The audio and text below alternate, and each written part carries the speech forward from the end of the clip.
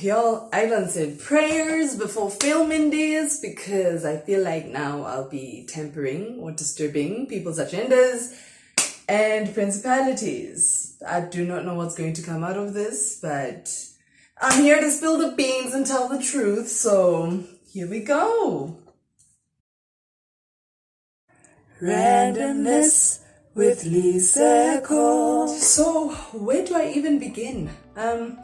First and foremost, if you live in Cape Town, especially around like student areas, you will know that there are a couple of cults going around. Either in the form of being invited to a Bible study, or usually it's a Bible study or Bible quiz type thing, right?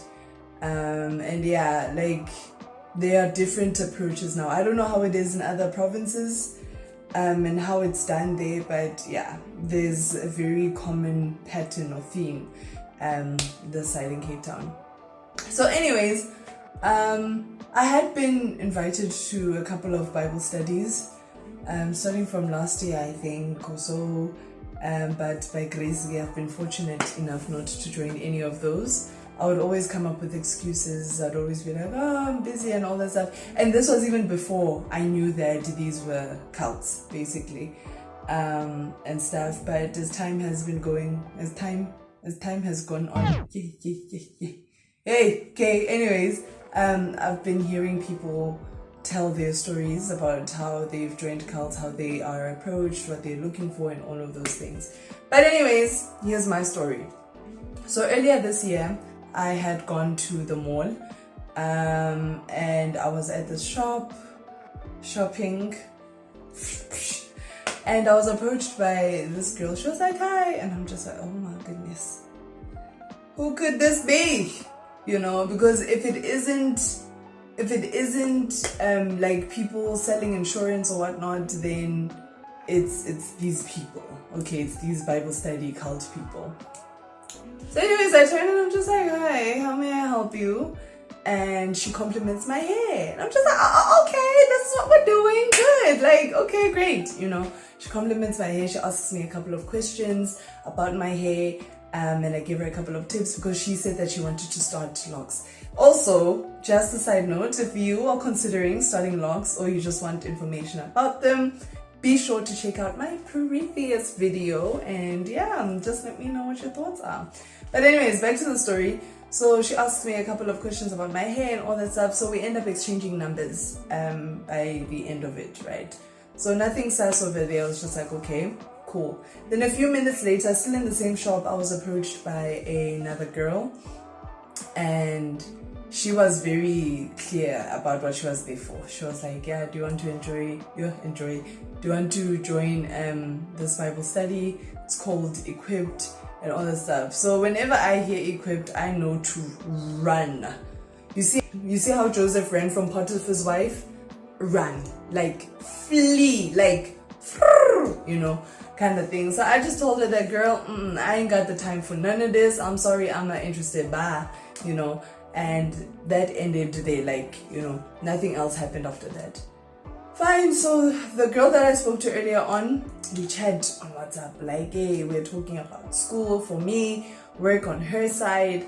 Apparently she had also studied at UCT and all that stuff. Fine, like everything is chilled. There's nothing sus about what's happening, you know, and all that stuff. So eventually, a couple of months down the line, she invites me to a worship night.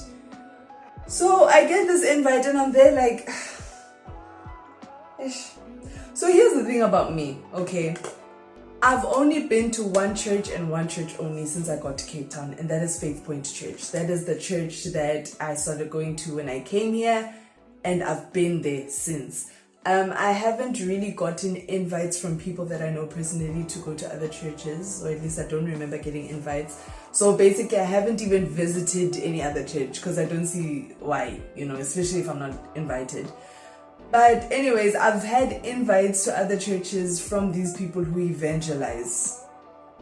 Evangelize in quotation marks, because people got their own things going on in these streets. So anyways, so I get this invite and part of me was just like, girl, you've been inviting people to Faith Point, but you don't go to other churches, so maybe this would be a good time to go. And I was just like, okay, so I end up accepting the invite. I'm just like, sure, let's do this. We're even planning on transport that we can take the journey to Hidding, all of those things. Fine.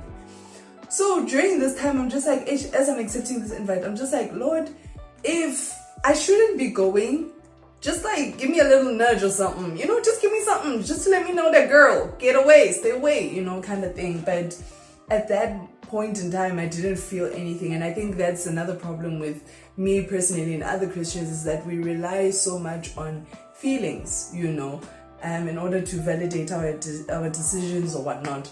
So I think this moment was just a very clear moment in that, like, you can't rely on feelings all the time. Feelings are very deceptive, because I was at peace about the situation. Like, there wasn't any turmoil inside of me. So anyways, I accept the invite, fine.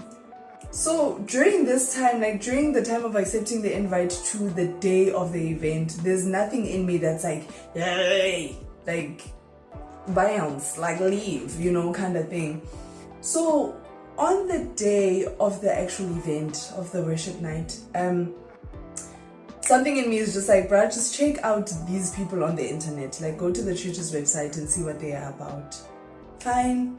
I go on the internet and I start typing the name of this church. It's an Asian name. I'm going to just put it somewhere on the screen because I can't say it. Not that I can't say it, I can pronounce it. It's just that I don't remember what it was, but I remember that it's an Asian name. So before I could even finish typing the name of the church, I see cult as one of the suggestions. And I'm just there like, what's going on here? But I was like, okay, let me just go to the normal church name before I go or move on to the cult stories. Fine. So I end up going to the webpage of the church, and initially everything seemed okay. Like, there was nothing red flaggish that I could remember until I got to this part where they spoke about like a chosen somebody. I don't know if it was a chosen pastor or a chosen, and I remember just sitting and thinking to myself, why are there chosen people in the church? Like, why are the people who've got a better standing or better position in the church? Like, why is that a thing? Are we not all part of one body? In as much as there are roles that are very visible and public and all that stuff, it doesn't mean that those roles are more important than the ones that work behind the scenes, and all that stuff. So I was like, why are there chosen people in the church? Why? Anywho, so I didn't even finish reading the paragraph of that chosen person. I really don't know who it is. But anyways, I end up leaving that website and I go to the cult sections of the page. Hey. First I see like short clips of people's experiences, and with some of them it wasn't even a thing of them being at the church. It was just how they were approached or how they were invited. But like, I said no, these people got violent, and y'all go and check it out for yourselves. But anyways, I end up going to a YouTube video of this one lady. Hopefully I remember to put it in the description below. But she explains her story from A to Z. Okay, she explains how she was approached and how she got in and all of the things that they were taught and just the whole brainwashing thing. And oh my goodness, it's a long story, but a very good one to listen to and all that stuff. I think more than anything, by the end of that video, I was like, yo, I'm so glad that she got to know about true Christianity and Christ, and stuff, that she didn't ultimately just walk away from the faith or what could have been, I don't even know what to say. But anyways, she's saved today. So I'm watching these videos and I'm there like, so it's pretty obvious that I'm not gonna go anymore, because I mean, the evidence is there for me not to go. So my initial thing was that I was going to lie to this girl and come up with an excuse as to why I'm not going. I was gonna say that something came up, but something in me was just like, tell the truth, okay? Tell the truth for two reasons. Number one, there's a possibility that this girl doesn't know that this is a cult, and once you tell her, it's up to her what she does with that information, you know. Number two, there's a possibility that she is deep within this cult, but now with you telling her the truth, she'll know where you stand. So she won't be inviting you to other events and whatnot because she knows where you stand. Like the boundary is clear, you know. So fine. I end up, so this is how I told her. I first asked her like, hey, have you been to this church before? She says yes, she had only been there for like a seminar on Revelations, but she didn't even stay there for long. She had to leave early. I was like, oh, okay. And then she asked me, have you been there? I'm like, I haven't been. And then I end up telling her about like, I'm not comfortable. This is how I said it. I didn't start with that. First I said, I'm sorry, I'm not gonna be able to go anymore, simply because I have done research on this church and I'm seeing negative things about it. So I'm no longer comfortable, and yeah, because of that, I'm not going. Excuse, but like, I'm out. And then she was like, oh no, yes, I've been hearing, or like people have been telling me that people from this church have been telling me that they get persecuted and all that stuff, but I'm still going to the worship night. And I'm just like, okay, fine. Be on your guard though, and also whenever you have free time, I suggest that you look at videos on YouTube of people's experiences who have been to this church. And I think right there and then it clicked that, oh, this girl is deep within, like she is in, and I was just like, oh, this ain't good, kind of thing. But anyways, fine. So I end up chilling in my room that day, and all that stuff. So the girl and I didn't speak for like a while after that, but it wasn't like a shortcut type of thing, because it's not like we were speaking every day. Like we'd catch up with each other every once in a while. So eventually she texts me and all that stuff, and there was nothing awkward about it, if I could put it that way. But I kept on asking her about like, okay, what's the progress with your hair? Because you've been, and she's like, oh no, I'm still deciding if I want locks and all that stuff. I'm just like, girl, okay, like whatever. So later on, my church, Faith Point, ends up have I mentioned Faith Point before? I think I have. Oh yes, I have. Anyways, my church ends up having a worship night. So we were in the process of inviting people, so we are out in the streets inviting people and all that stuff. And during this time, I'm just like, it's so weird to be on the other end, but I also pray that the Lord opens people's eyes so that they see that this isn't a cult, and all that stuff with everything that's been going on. But anyways, so as I'm inviting people, I end up inviting her. I'm just like, hey, I'd like to invite you to my church's worship night. It's completely free. Transport is sorted. Like, all you gotta do is be there. Be there. Anyways, is it be there or be dead?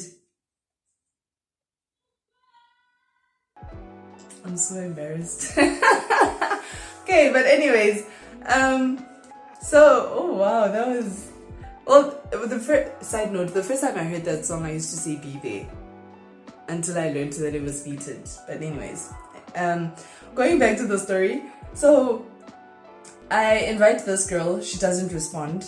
I text her a week later, still no response. And each time I keep reiterating that it's for free. Like you ain't gotta pay nothing. But anyways, and then I texted her again closer to the time of our worship night, and there was no response. And I was just like, oof, this girl is deep within, y'all. Like she is in. So yeah, we haven't spoken since. Like there has been no contact or whatsoever.